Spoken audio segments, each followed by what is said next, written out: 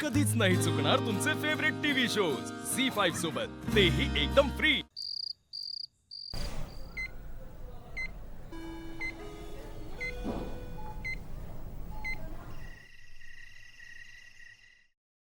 आपण खून करतो इंद्राणीचा? आपण बाबा, आपण इतकं वाईट आहोत की आपण तिचा जीव घेतोय? आपण काय बोलताय तुम्ही? अरे माझा अद्वैत काय म्हणाला ऐकलंस ना तू? तो म्हणाला की आपण मारतोय इंद्राणीला। आपण असा कसा विचार करू शकतो तू? आणि वाईट याचं वाटतं ना की आपलीच माणसं आपल्याला समजून घेत नाही। पप्पाजी तुम्ही शांत व्हा प्लीज। अरे कसा शांत राहू मी? मला आता काही बोलायची इच्छाच नाही। बाबा, हे असं का करताय तुम्ही? भाऊजी, मला असं वाटतं हा विषय आता आपण वाढवायला नको। इंद्राणी ताईंबद्दल आपल्याला काय वाटतं, आपल्या मनात काय आहे, आपल्याला त्यांची किती काळजी वाटते ना, ह्याचा कोणालाही पुरावा द्यायची अजिबात गरज नाहीये। एक्झॅक्टली बाबा, इंद्राणी आत्याबद्दल आपल्याला काय वाटतंय हे आपल्याला माहिती आहे। आपल्याला का कोणाला सिद्ध करायचंय? इंद्राणी ताईंबद्दलचा निर्णय सुद्धा तुम्हीच घ्या। हो पप्पाजी, तुम्हीच डिसिजन घ्या। अद्वैत बाईजी आणि नेत्र असं का करते मला नाही कळत आहे,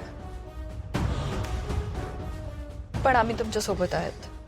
बरोबर आहे बाबा, तुम्ही विचार करा आणि तुम्ही जो निर्णय घ्याल तो योग्यच असेल।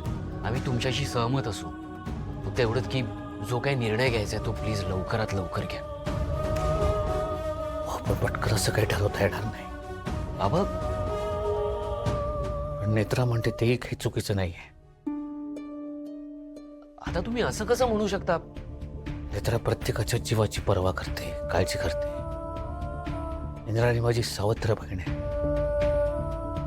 पण इंद्राणी आणि नेत्रामध्ये रक्ताचं नातं हे आपण विसरून नाही चालणार।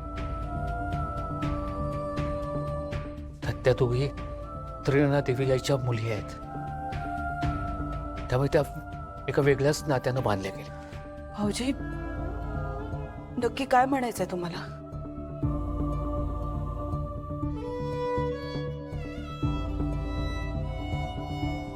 जोपर्यंत नेत्राचा होकार येत नाही आपण व्हेंटिलेटर नाही काढू शकत।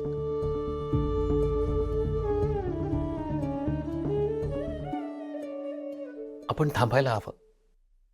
कोणीच मैथिली मावशीनं मनापासून स्वीकारलं नाहीये। सगळं आपल्याला दाखवायला म्हणून इतकी वर्ष। इथे बघ, आत्ता घरात परिस्थिती खरंच खूप नाजूक आहे। आत्ता आपण लगेच कुठल्या कन्क्लुजनवर नको यायला। देवी आईने योग्य वेळी संकेत दिला, इशारा। आपण इंद्राणी आत्यांना काही होऊ द्यायचं नाही। आपण लढूयात इंद्राणी आत्यांसाठी।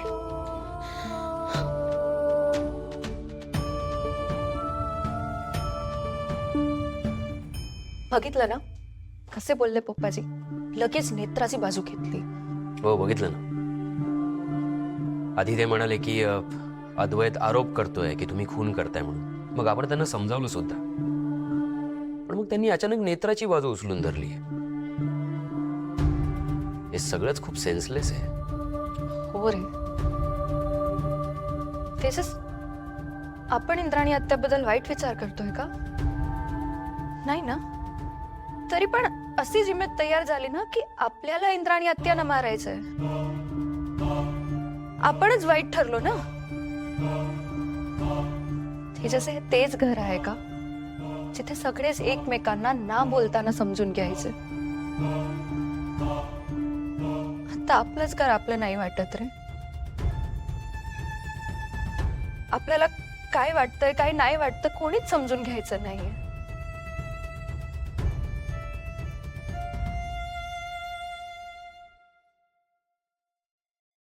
बरोबर बोलतेस तू, आणि मी खरंच समजू शकतो, कारण तुझ्यासोबत जे इथे घडतंय ते माझ्यासोबतही घडतंय। म्हणजे म्हणजे तुझी जी घुसमट घरात होते ती माझी तिथे ऑफिसमध्ये होते. करेक्ट बोललीस तू. या घरात ना आपल्या डिसिजनला किंमतच नाहीये. हे घर या माणसांनी मिळून पर्क करून टाकलंय. गेले बरेच दिवस माझ्या डोक्यात एक गोष्ट येत होती, पण मी म्हटलं जाऊ दे. पण आता हे जे सगळं घडतंय ना, त्यावरून मला असं वाटतंय की आता तू डिसिजन घ्यावाच लागेल. कसला डिसिजन? हे घर सोडायचं.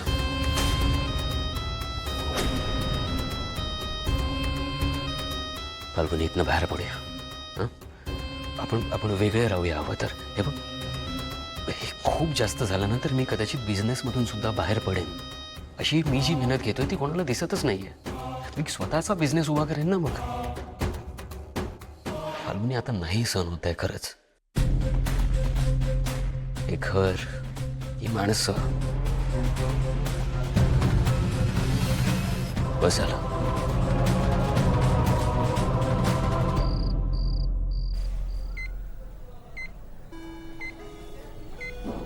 नाही, स्टार्टअप आहे असंच समजा.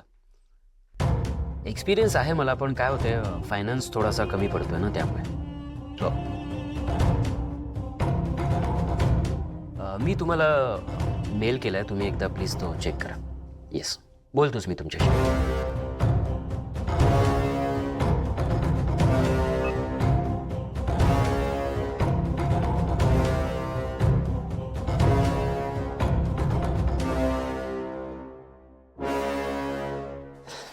दादा थांब, आम्हाला जरा तुझ्याशी बोलायचं आहे. बोल बोल ना, काय झालं?